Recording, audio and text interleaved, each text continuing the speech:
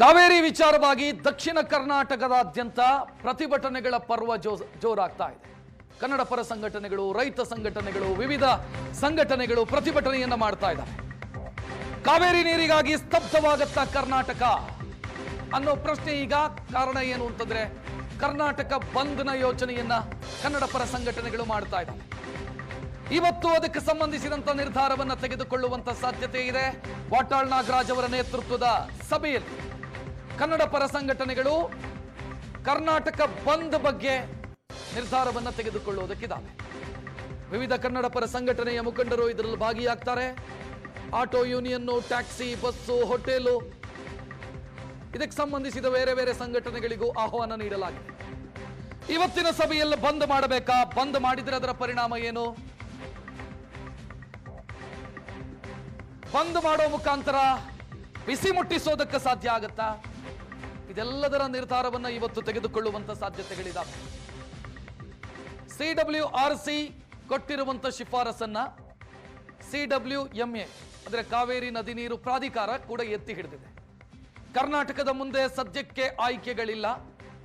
ಒಂದೋ ನೀರನ್ನ ಬಿಡುಗಡೆ ಮಾಡಬೇಕು ಅಥವಾ ನೀರು ಬಿಡುಗಡೆ ಮಾಡಲ್ಲ ಅನ್ನುವಂಥ ನಿರ್ಧಾರಕ್ಕೆ ಬದ್ಧವಾಗಿರಬೇಕು ಸರ್ಕಾರ.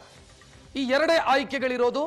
ಒಂದು ವೇಳೆ ನೀರು ಬಿಡುಗಡೆ ಮಾಡಲ್ಲ ಅನ್ನುವಂಥ ನಿರ್ಧಾರವನ್ನ ರಾಜ್ಯ ಸರ್ಕಾರ ಏನಾದರೂ ತೆಗೆದುಕೊಂಡರೆ ತಮಿಳುನಾಡು ಸಹಜವಾಗಿ ಸುಪ್ರೀಂ ಕೋರ್ಟ್ನ ಬಾಗಿಲು ತಟ್ಟುತ್ತೆ. ಸುಪ್ರೀಂ ಕೋರ್ಟ್ನಲ್ಲಿ ವಾದ ಪ್ರತಿವಾದ ನಡೆದು ಸುಪ್ರೀಂ ಕೋರ್ಟ್ ಏನು ಆದೇಶ ಕೊಡುತ್ತೆ ಅದನ್ನು ಪಾಲಿಸಲೇಬೇಕಾಗತ್ತೆ ರಾಜ್ಯ ಸರ್ಕಾರ. ಸೊ ಈ ಮಧ್ಯೆ ಪ್ರತಿಭಟನೆಗಳು ನಡೀತಾ ಇರೋದು ನೋಡ್ತಾ ಇದ್ದೀರಿ ನೀವು. ಅಲ್ಲಲ್ಲಿ ಪ್ರತಿಭಟನೆಗಳಾಗ್ತಾ ಇದೆ. ಕನ್ನಡ ಪರ ಸಂಘಟನೆಗಳು ಬಂದ್ ಮಾಡಬೇಕು ಅನ್ನುವಂಥ ಯೋಚನೆಯಲ್ಲಿದ್ದಾವೆ.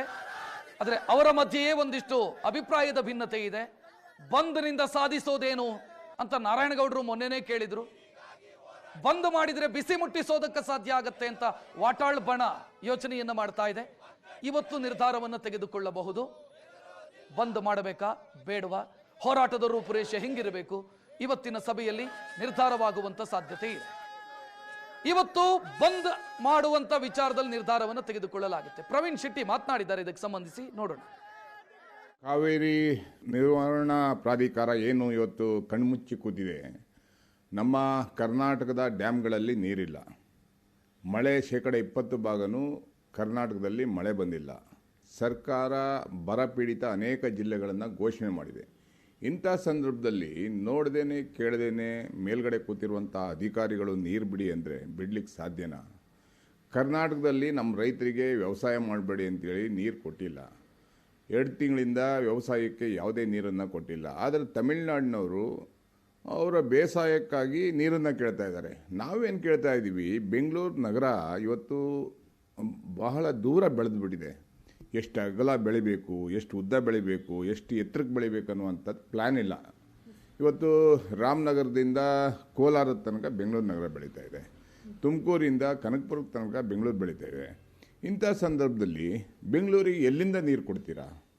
ಯಾವ ನೇತ್ರಾವತಿ ತಿರುವು ಮಾಡ್ತೀನಿ ಅಂತ ಹೇಳಿದ್ರಿ. ನೇತ್ರಾವತಿ ತಿರುವು ಮುಖಾಂತರ ನೀರು ತರಬಹುದಿತ್ತು ಅಥವಾ ಶರಾವತಿಯಿಂದ ನೀರು ತರಬಹುದಿತ್ತು. ಯಾವುದೇ ಆಲೋಚನೆ ಇಲ್ಲದೆ, ಒಂದು ಬ್ಲೂ ಪ್ರಿಂಟ್ ಇಲ್ಲದೇ ಬೆಂಗಳೂರು ನಗರವನ್ನು ಬೆಳೆಸಿ ಇವತ್ತು ಸುಪ್ರೀಂ ಕೋರ್ಟ್ ಹೋಗಬೇಕು. ಇವತ್ತು ರಾಜ್ಯ ಸರ್ಕಾರ ಮತ್ತು ಕೇಂದ್ರ ಸರ್ಕಾರ, ನಮ್ಮ ಲೋಕಸಭಾ ಸದಸ್ಯರು, ನಮ್ಮ ರಾಜಕಾರಣಿಗಳು, ನಮ್ಮ ಅಧಿಕಾರಿಗಳು ಒತ್ತಡವನ್ನು ಹಾಕಬೇಕು ಪ್ರಧಾನಮಂತ್ರಿಗಳಿಗೆ. ಅದರ ಮುಖಾಂತರ ಪ್ರಧಾನಮಂತ್ರಿಯವರು ಮಧ್ಯಸ್ಥಿಕೆ ಮಾಡೋದ್ರ ಮುಖಾಂತರ ನಮಗೆ ನ್ಯಾಯವನ್ನು ಕೊಡಬೇಕನ್ನುವಂಥ ಒತ್ತಾಯ.